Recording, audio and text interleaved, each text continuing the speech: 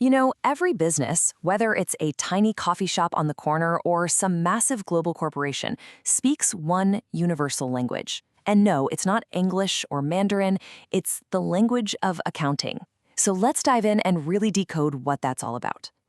All right, let's start at the very beginning with the one fundamental question that this whole system was designed to answer. It's a question that probably keeps every single business owner up at night. I mean, it sounds pretty simple, right? But think about it. How do you actually know if you're making money, if the business is growing, or if you're heading straight for a cliff?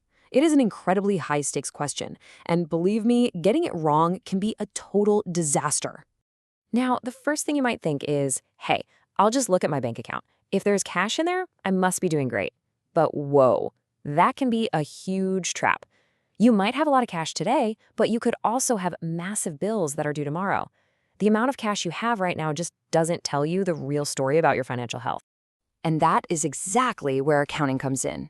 It's this whole process of taking the absolute chaos of daily business, every single sale, every purchase, every single bill, and translating all of that into a clear, understandable story. It's really the only way to figure out what's actually happening under the hood. So if just looking at your bank account isn't the answer, then what is? Well, the answer comes in the form of a couple of key documents that basically act like a report card for your business. Okay, so the two most important of these reports are the income statement and the balance sheet. A good way to think about them is like they're two different lenses you can use to look at your company's finances. And here's the crucial difference you have to get. The income statement, it's like a movie. It shows you everything that happened over a period of time, say a month or a whole year, to tell you whether or not you made a profit. The balance sheet, though, that's more like a photograph. It's just a snapshot of what you own and what you owe at one specific moment. Now, here's what's so wild. This entire, sometimes complicated-looking system, it's all built on top of one incredibly simple, kind of elegant, and totally unbreakable rule. And there it is, the fundamental accounting equation. Assets must always, always equal liabilities plus stockholders' equity. Every single business transaction, I don't care how simple or complex, has to keep this equation perfectly balanced. It's like the law of gravity for finance. It's the non-negotiable logic that holds everything together. Okay, so let's break that down real quick. On one side of that equation, you have your assets. These are all the valuable things the business owns or controls. We're talking cash, inventory sitting on the shelves, equipment, delivery trucks, basically all the stuff that's going to help you make money in the future.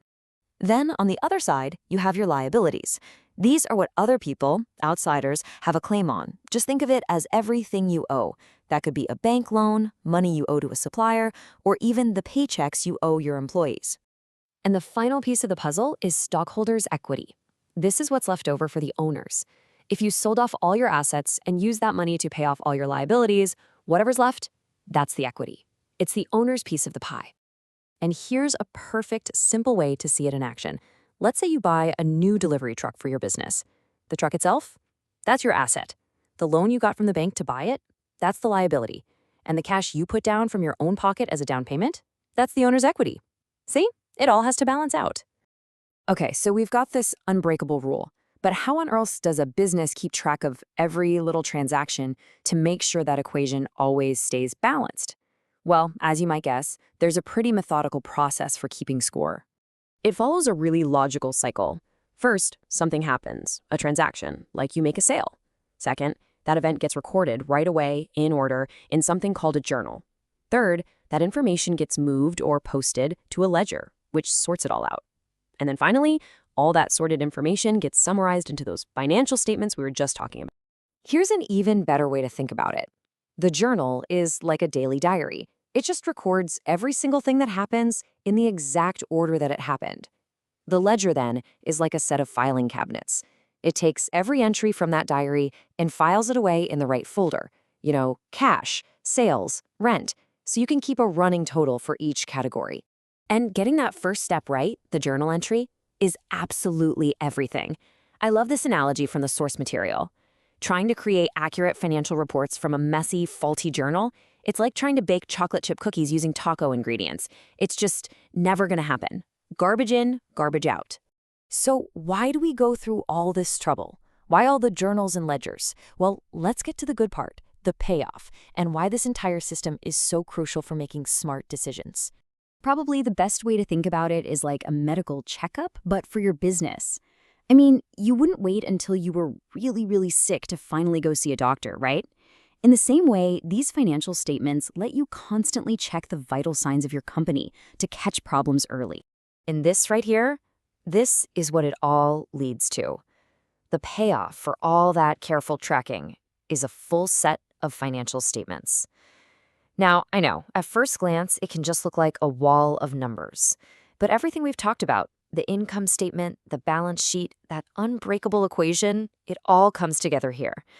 And if you know how to read it, it tells a rich, incredibly detailed story about where a company has been and where it's headed. Really, what this is all about is empowerment. When you understand these reports, they help you identify your strengths so you can double down on what's working.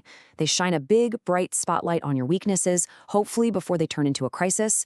And maybe most importantly, they give you the hard data you need to stop guessing and start making smart, strategic decisions about the future. Which, you see, brings us right back to where we started.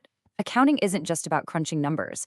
It's the narrative framework. It's the language that a business uses to understand itself and to communicate its story to the rest of the world. So, it doesn't matter if you're a founder trying to guide the company, an investor hunting for the next big thing, or even an employee who just wants to know if your company is stable. Learning this language is your key. It gives you the power to look right past all the hype and see the real story. Which, of course, leaves us with one last, very important question. What story are the numbers telling?